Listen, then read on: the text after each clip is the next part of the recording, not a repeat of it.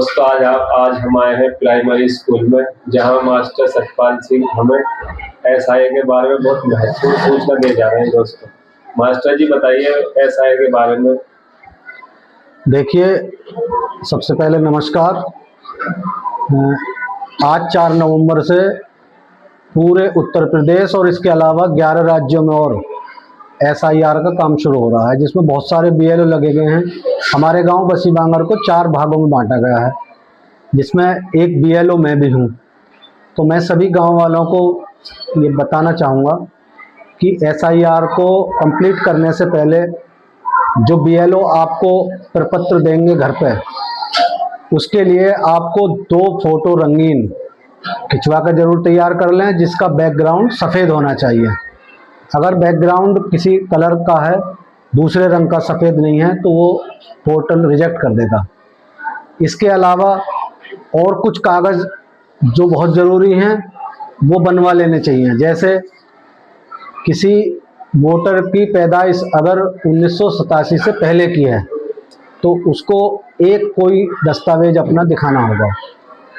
अगर से पहले की जी 2087 से लेके 2004 के बीच 1987 से लेके 2004 के बीच अगर किसी की पैदाइश है तो उसको 2 कागज़ देने होंगे। 2 कागज़। और अगर किसी वोटर की पैदाइश 2004 के बाद की है और उसका वोटर लिस्ट में नाम है तो उसे 3 कागज़, एक अपना खुद का और अपने माँ बाप का एक।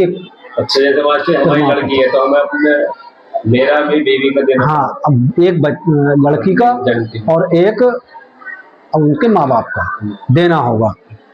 और वो कागज़ कौन कौन से होंगे जो राज्य सरकार और केंद्र सरकार ने जारी किया है, उसके लिए एक लिस्ट दी है। जो 11 कागज़ों की एक लिस्ट दी है, उनमें से कोई चाहिएगा। जैसे नंबर 1 पर है, कोई भी कर्मचारी जो केंद्र सरकार राज्य सरकार में कर्मचारी के रूप में काम करता हो तो उसका पहचान पत्र या पेंशन कार्ड। दूसरे नंबर पर है, भारत में 1987 से पहले अगर कोई बैंक सरकार में, बैंक में, एलआईसी में, डाकघर में कोई काम करता हो तो उसके द्वारा जारी पहचान पत्र या दस्तावेज। तीसरे नंबर पर है जन्म प्रमाण पत्र, बर्थ सर्टिफिकेट होना चाहिए। चौथे नंबर पर है पासपोर्ट चलेगा अगर उसको पासपोर्ट है। 5वें नंबर पर है मूल निवास प्रमाण पत्र, जो तहसील से बने होते हैं, मूल निवास प्रमाण पत्र चल जाएगा। 6ठे नंबर पर है 10वीं की मार्कशीट और सनद, यानी अंक तालिका और प्रमाण पत्र। 7वें नंबर पर है वन अधिकार पत्र, जो वन अधिकार प्रमाण। ये हमारे यहाँ नहीं है, जहाँ वन क्षेत्र है, जैसे लखीमपुर खीरी वगैरह में वन क्षेत्र है तो वहाँ वन अधिकार क्षेत्र का कार्ड मिलता है। तो वो हमारे यहाँ बसी या बुलंदशहर में मुझे नहीं लगता कोई होगा। अगला 8वें नंबर पर है कोई भी जाति प्रमाण पत्र, जो एससी का जाति प्रमाण पत्र या पिछड़ी जाति का जाति प्रमाण पत्र भी काम आ सकता है। 9वें नंबर पर है नागरिक रजिस्टर, राष्ट्रीय नागरिक रजिस्टर, जहाँ लागू हो, लेकिन हमारे यहाँ नहीं है, मुझे लग रहा है वो यहाँ नहीं होता। 10वें नंबर पर है राज्य या स्थानीय अधिकारियों द्वारा किया गया परिवार रजिस्टर, जैसे ब्लॉक से जो परिवार रजिस्टर बनता है उसकी कॉपी भी दस्तावेज के रूप में काम करेगा। राशन कार्ड भी शायद हो सकता है इसमें, लेकिन मैं अभी कंफर्म नहीं कह सकता।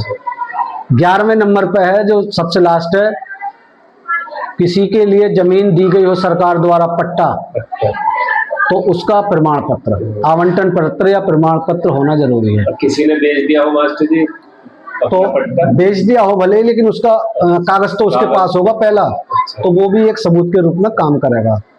इन दस्तावेजों में से 11 में से कोई भी दस्तावेज 2 तैयार रखें जरूर। 2 जरूरी हैं, लगे भले 1 लेकिन तैयार 2 रखें। इसमें से ये मैंने जो पहले बता चुका हूँ, ये लिस्ट दी गई है, 3 श्रेणियों में बांटा गया है इसको। जैसे यदि आपका जन्म 1 जुलाई 1987 से पूर्व हुआ है पहले, तो उसको कोई एक दस्तावेज जमा करना होगा, कोई एक। यदि 1 जुलाई 1987 से लेके 2 दिसंबर 2004 तक इसके बीच में हुआ है तो उसको कम से कम 2 दस्तावेज जमा करने होंगे।